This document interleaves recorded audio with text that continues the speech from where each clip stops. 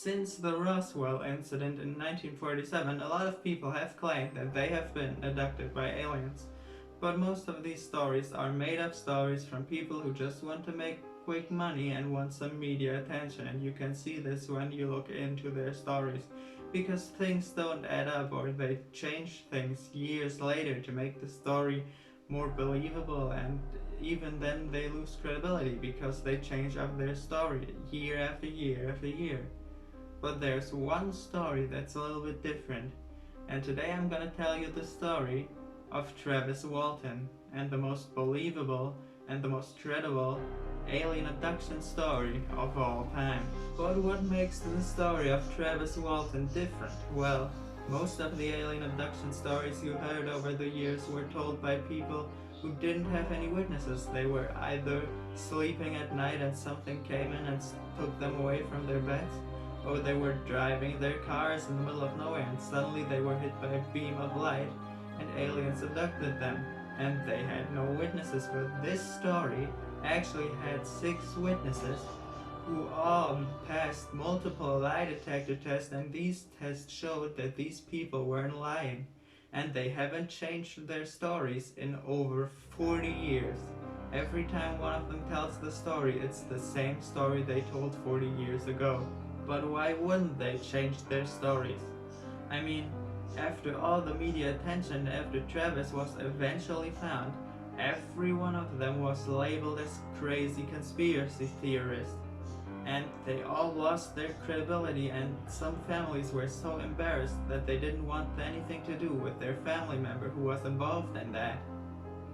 So they have no reason to lie about this, because yeah, they got kind of famous in a way, but I would say they got famous for the wrong reasons. I would say they got infamous instead of real fame. But what did these people see? Well, they saw Travis getting abducted by a UFO. And if you don't believe this story, please answer me the following questions. How did they pass all these lie detector tests? Why would they go to the police and tell that one of their workers was missing when they would obviously get in trouble because someone think they just murdered him and made up a stupid hoax to get out of it? And why was the police investigation unsuccessful? Why didn't they find Travis where he was last seen? And how do you explain that Travis was missing for 5 days and when he returned he didn't remember anything? But before you decide if this story is just a scam made up by people who didn't have any previous connection, let me tell you the story of the most believable alien abduction of all time. The story of Travis Walton. But before we get into the story, if you made it this far in the video, I can obviously tell that you are into those kind of stories, and that's all that I do on this channel. So please consider subscribing for more stories like this, and consider liking the video. It shows me that you enjoyed it and it motivates me to do even more large videos like this. Thank you. Our story begins in 1975. At this point, Travis Walton was 22 years old and he was the typical bad boy of his hometown, Snowflake, Arizona. He had a very loud Harley Davidson, he was a boxer, a wild bull rider, and he was the guy everyone wanted to be friends with, because if you were his friend, nobody would mess with you.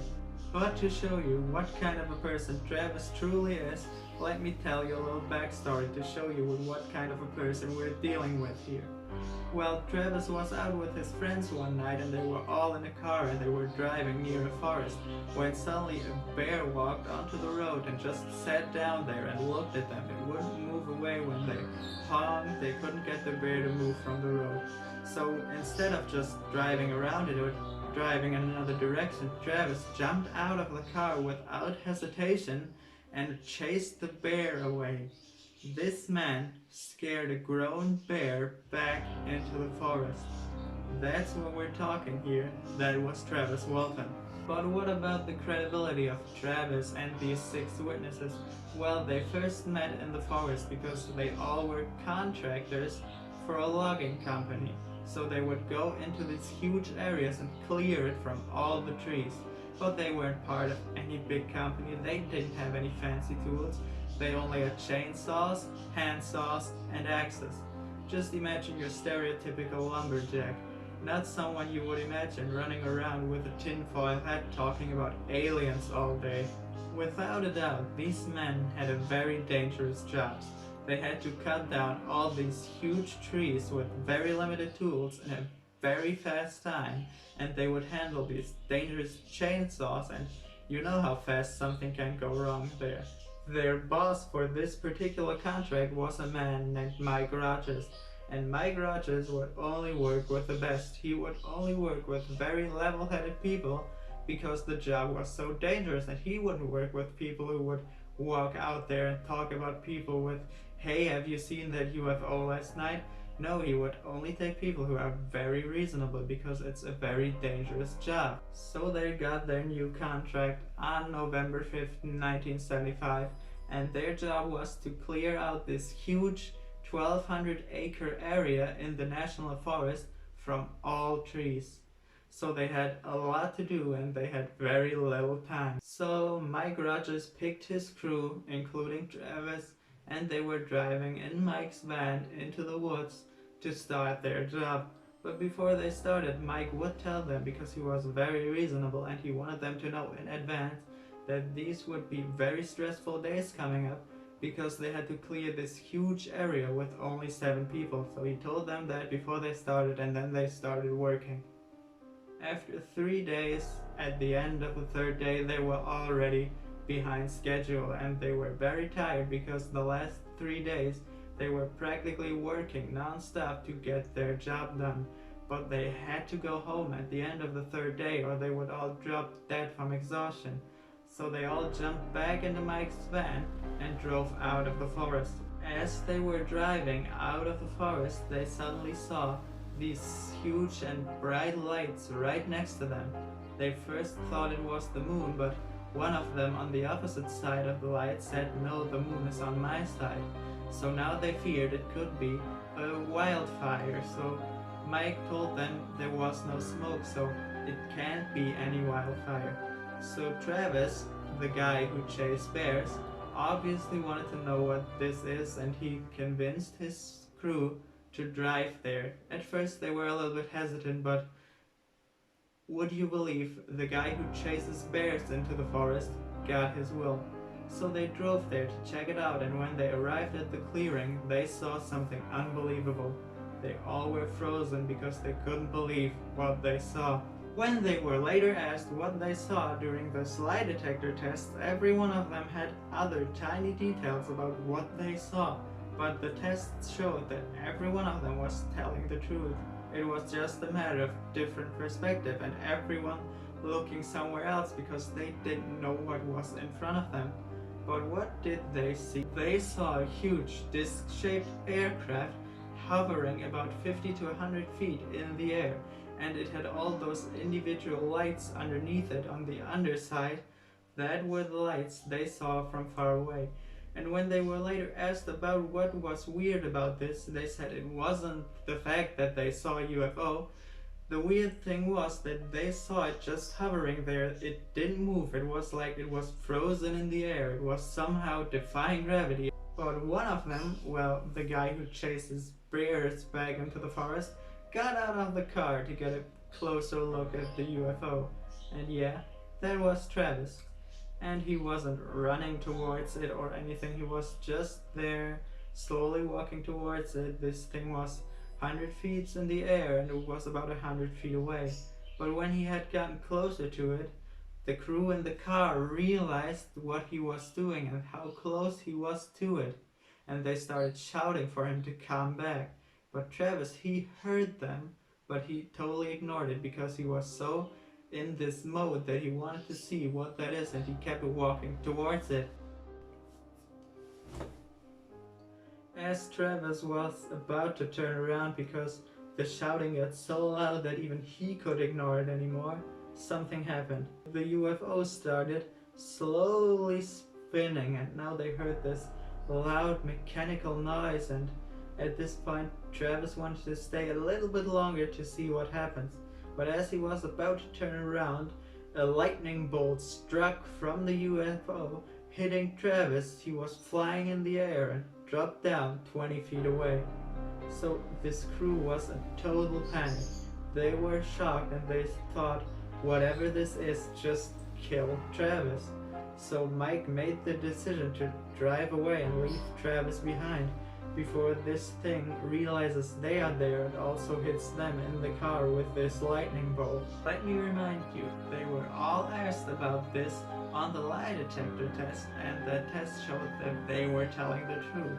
So while they were driving away, these 6 grown men started crying and they were fearing for their life because at this point they were just waiting for that UFO to hover about the car and also hit them with a lightning bolt or maybe take them away or something. So they drove off all crying. Everyone was totally shocked and they tried to convince themselves that Travis could impossibly have survived this lightning bolt and also falling down 20 feet from the ground. After they have been driving for a few minutes, Mike started feeling very guilty because he was the one who left Travis behind. He was the one who started the van and drove away. So he stopped the car and he told them, we are gonna go back for Travis. Well, I'm gonna go back. You can stay here, but I will drive this truck back there to find Travis. And of course, they didn't want to stay out in the open after they just saw someone standing out in the open getting hit by this lightning bolt. So they all drove back there to find Travis, and when they arrived there, the lights were gone. The UFO was gone. So they all jumped out of the truck and just started looking for Travis everywhere. But not only was the UFO and the lights gone, Travis was also gone. Travis was nowhere to be found. There was no sign that Travis ever was there. So they didn't know what to do. They were feeling very guilty and they started crying all over again when they jumped back into the truck and decided to call the police. Of course, at this point they all were very scared that the police wouldn't believe them, because why would they? I mean, they were out there and their friend got hit by lightning from a UFO. That sounds like they just harmed Travis or killed him and made up a hoax so the police wouldn't think that they killed Travis, but they just decided they had to report him missing, that he can be found, despite the risk that if Travis was never found, that they would get in trouble for it.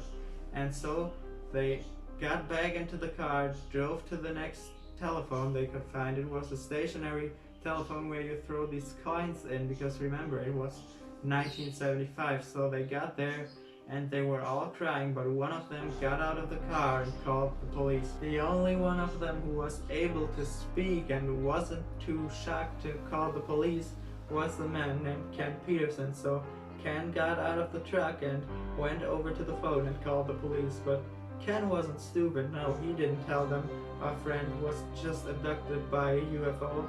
He just told them, come out here, our friend got missing and we don't find him, but we will explain it when you're here. We can't do this over the phone, it just doesn't work. So they were waiting there and 2 sheriffs arrived a while later. At this point they all left the car.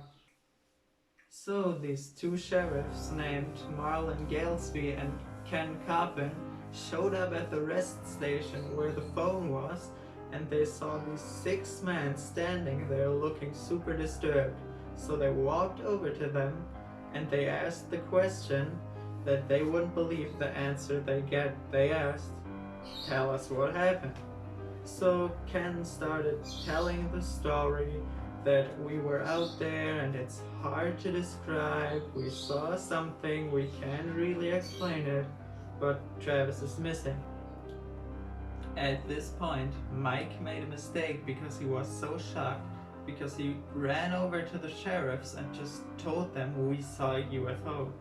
So that at this point the sheriffs started getting pissed off because they thought this crew is either high or we're about to be punked. So they searched the car for drugs and alcohol. They didn't find anything. They made these quick tests for drugs and alcohol on every one of them, and they found out that every one of them was clean and sober. So they just told them to go home for the night, and the next day, when they returned, there with the crew and the police and a huge searching team and a few volunteers from the town. So they went out there looking for Travis again, but after hours of searching, and at this point they still haven't found a clue that Travis was even there, they walked over to the crew because the sheriffs were also there, and they talked to them and they were like, "We know you killed him, just tell us where the body is and we'll go easy on you." So at this point, the crew's biggest fear had come true, that they would get blamed for Travis disappearing. But they didn't have anything to do with it, so they tried to explain again what happened. Again, no one believed them when they suddenly noticed three men walking around there with something that looks like metal detectors. As soon as Mike saw these three people with the metal detectors in the red jackets, he hoped that they were paranormal investigators because they all told the same story and they weren't on any drugs, so they hoped the police had called someone over who actually believed them.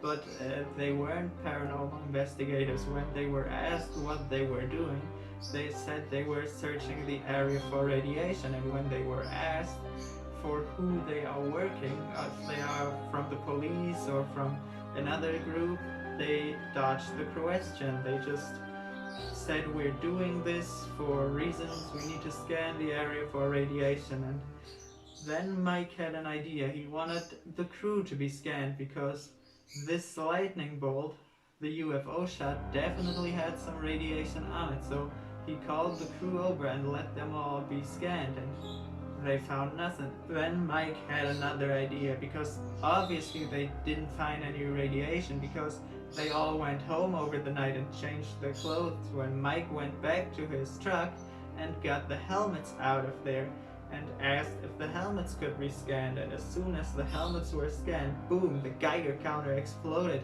and the man who was scanning them called the other two guys in this red jackets over and showed that to them, and they were all looking at each other and they just left the scene. They were asked what this means, but they just walked away without talking to anybody. So at this point, Mike was still concerned, so he walked over to one of the sheriffs and he asked them who these guys in the red jackets were. But the sheriff, he didn't only not know who these guys were, he didn't even see them. So he asked, "What guys in red jackets with metal detectors? I haven't ordered them to be here. I ordered everyone else to be here." And when they tried to find these men, they were nowhere to be seen, and it seems like the crew who had their helmets scanned were the only ones who saw them, despite all of these other people being in that area.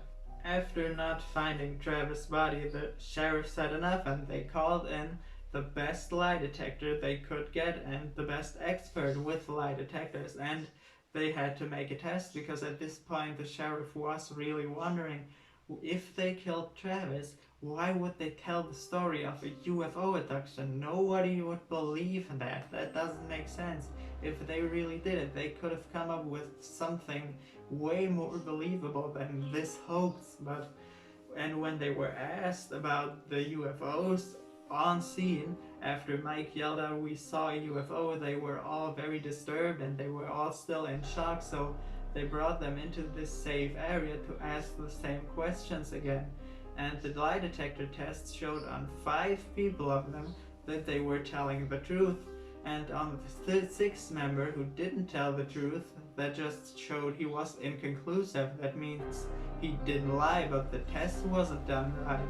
And later, years later, they would do a proper test on him and it would also show that he told the truth.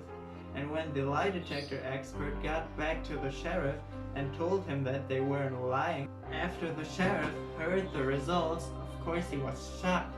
Of course he expected them all to be lying, because why wouldn't he? I mean, the alien story didn't make any sense, but the lie detector had a 95 to 98% of accuracy, and it would be impossible for 6 people to tell the same story and trick a lie detector. So at this point, the police didn't know what to do. So The crew passed the lie detector test. Now what?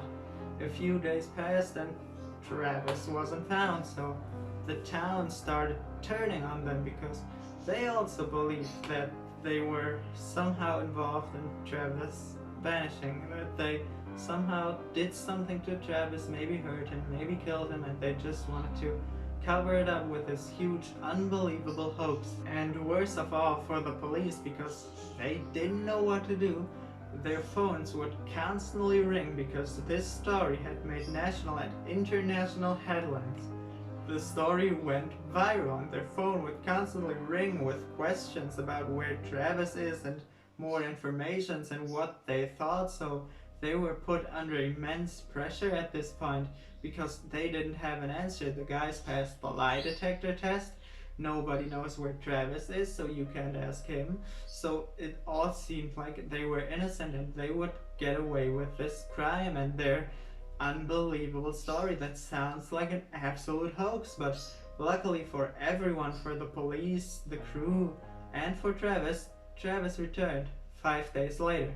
Of course, as soon as Travis made it back into his hometown, everyone had questions. The crew, the police, the media, but Travis didn't remember anything at this point. He just remembered that he walked up to the UFO, and as he was about to turn around, he was hit by this lightning bolt, and then he remembers nothing. He remembers only waking up on an abandoned street somewhere at the middle of the night. It was raining, and when he looked up, he saw the lights from the UFO, so he assumed that he was lying underneath the UFO, and then the lights just vanished. So Travis at this point felt extremely weak, extremely dehydrated, but he knew that he had to get up, he had to get back into civilization, or else he would really die out there. So somehow he made it onto his feet and walked to the nearest rest station. There he called his brother. And when he called his brother first thought that this was someone pranking him, but then he recognized the voice, and Travis would constantly say, it's me, they brought me back." As his brother arrived there, he found Travis. Travis was alive. His brother was, of course, very happy, so he got Travis into his car and started asking him questions. He asked where he were, and at this point, Travis just assumed a few hours had passed. So when his brother asked, "Where were you for the last 5 days?" Travis looked at him. He was already almost unconscious, but he turned to his brother and he said, "What do you mean 5 days?" And then his brother told him, "You were gone 5 days." Travis thought he somehow was in the UFO for maybe a couple minutes or something, that he somehow ended up on that road, but he didn't feel like 5 days had passed. Before bringing Travis back into the city and handing him to the police, to the media, to everyone who has questions, his brother drove him to another town, into a hospital, so he could get Travis checked up before he had to answer all of those questions. The doctor, of course, knew who Travis was, but his brother asked him to be discreet, and the doctor obviously was, because he has to be, because that's his job as a doctor. And when he looked at Travis, he didn't find anything. Despite Travis looking like he just went through hell and back, he only had a little incision point on his arm, nothing else. And since Travis wasn't a drug user, or the doctor hadn't given him anything, somehow someone rammed him a syringe into the arm and injected him with something. But when the doctors made a drug test on his blood, they didn't find anything unusual. So either Travis didn't have anything unusual into his body, or whatever he had in his body couldn't be picked up by our medical equipment. So his brother brought him back to Snowflake, Arizona, and Travis was still absolutely shocked. He couldn't speak a word because he couldn't believe that 5 days had passed. And as soon as he arrived there in Snowflake, Arizona, and he was interrogated by the police, he told the exact same story his crewmates did. So they weren't lying, they didn't do anything to Travis. Travis said that everything they said was 100% true. And so Travis was let go, no charges were pressed, the men weren't arrested for anything because Travis had just said that actually happened. As stupid as it sounds, as unbelievable as it sounds, everyone believed it was a hoax, but the guy they thought was killed off and they just made up the hoax just said that this actually happened. After answering the police questions, Travis wasn't done answering questions because as soon as he arrived at his house, the media would constantly be in front of his house, and every time he would look out of the window, they would walk up to it. Every time he opened the door, they would get into his face and ask him questions. One day, the National Enquirer called Travis and they told him that they will get him out of there. They will buy him a new house where he can live in privacy for an exclusive interview. So Travis obviously agreed because he couldn't stay there any longer because the media wouldn't leave him alone. So 5 days after this, the interview happened. So over the next few days before the interview happened, Travis started getting flashbacks of what actually happened to him over the 5-day period. So when the interview happened, he could tell his full story, what happened to him. So he remembered getting out of the truck and getting hit by that lightning bolt, and when he woke up, he thought he was in a hospital because he saw doctors wearing masks and they looked all like medical professionals. So he thought whatever happened there, he was just badly hurt, and the crew picked him up and brought him to a hospital. But when he looked down on his body, when he had enough power, he saw something on his chest, something that didn't look like a medical tool that would be used in his time or in our time right now. It didn't look like anything medical that he knew. It looked like a huge rock was laying on his chest, and when he was looking at it, the doctor realized that he was awake and he got into his face very close and he looked at Travis, and then Travis saw this asymmetrical gray face, this huge eyes, and he realized that whatever this was, wherever he was, this weren't humans. He realized that this were aliens, so he started pushing the doctor away and he pulled all the tubes and everything he had into his body out because he didn't know what they were doing to him. He fell out of the table and he grabbed the biggest thing that he could and he started swinging at the aliens and yelled at them to leave him alone, and they did. They backed off a bit, they observed him, and one got pretty close and Travis almost hit him, but then they left the room. These 4-foot gray aliens left the room and he was alone in there. So they turned to the right, and after a while, after Travis made sure they were gone, he went out of there and turned to the left. After Travis left the medical room, he was sneaking around on this, what he assumed was still the spaceship, and he was looking around there and he found this one door open, and he entered this room and he saw a normal looking chair there. It was facing away from him. At first he thought somebody sitting in there, but when he came closer, it turned out it wasn't, and Travis looked for something.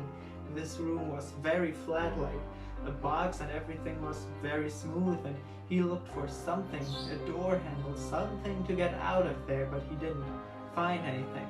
But he found a lot of buttons on this chair and he pressed all of these buttons, but nothing happened when he suddenly saw someone standing in the doorway. It was a human in an astronaut suit. Well, at least it looked like a human in an astronaut suit because it looked like a man, and Travis ran up to him. He was super relieved that another human was there. At this point, he was so happy just to see another human, and that sounds scary, don't you think? But when he walked up to that, what he thought was a human, he realized something was off with that, whatever it was. It looked like a human, but when he looked at it and he begged it to help him, that thing didn't make eye contact with him like a normal human would. So either it was some kind of android or it was a human in trance, and he was still asking that thing what's going on. He was begging that thing to help him, but the thing wouldn't answer him. but the man grabbed him by the arm and pulled him out of there, out of the room, through another corridor. And Travis, at this point, he thought this man is gonna save his life. This man is gonna get him out of there. So they left the room and they came to another room. And when the door opened, Travis saw a huge hangar filled with all of these aircrafts, just like the one that abducted Travis. So they ran through there, and Travis was asking the man, what's going on here? What is this? Where are we? But he still wouldn't answer Travis. So they got into this room at the end of this hangar, and there were 3 more human-looking things in this room. So Travis was super happy now. He thought, I am not the only one human here. They're gonna get me out of here. They're gonna help me. But something was off with them as well. So they all were behaving just like the other one. They weren't talking to him. They weren't looking him in the eyes. They were just off. So they grabbed Travis and tried to push him onto this medical table, and Travis tried to resist, and he asked what's going on here. And this is the last thing he remembered before actually waking up on this road in the middle of the night during the rain, when he looked up and saw the UFO flying away. So this is what happened to Travis in the 5 days. This is his story, and after telling this story to the media, he went back one more time to his crew, of course, and he told them the same story. They didn't ask many questions because they obviously believed him, because they know something was wrong there. They just knew it. And after that talk they had, they all went their separate ways. None of them stayed. None of them even ever met up again. So this is the end of Travis' story. And if you don't believe me, I can let you a link down below, because Travis himself was on the Joe Rogan Experience, and there he also told his story. So if you want to hear it from the man himself, please check out this video, and take care. Hey, if you made it to this part of the video and you watched it in its entirety, I hope you enjoyed it. I hope you liked it. If you do, give this video a thumbs up. Please don't forget this. Also consider subscribing for more stories like this. And please share this video with your friends if they're into this. This video was a lot of work, and I would really love to see this work pay off. So thank you very much, and until next time, I'm out.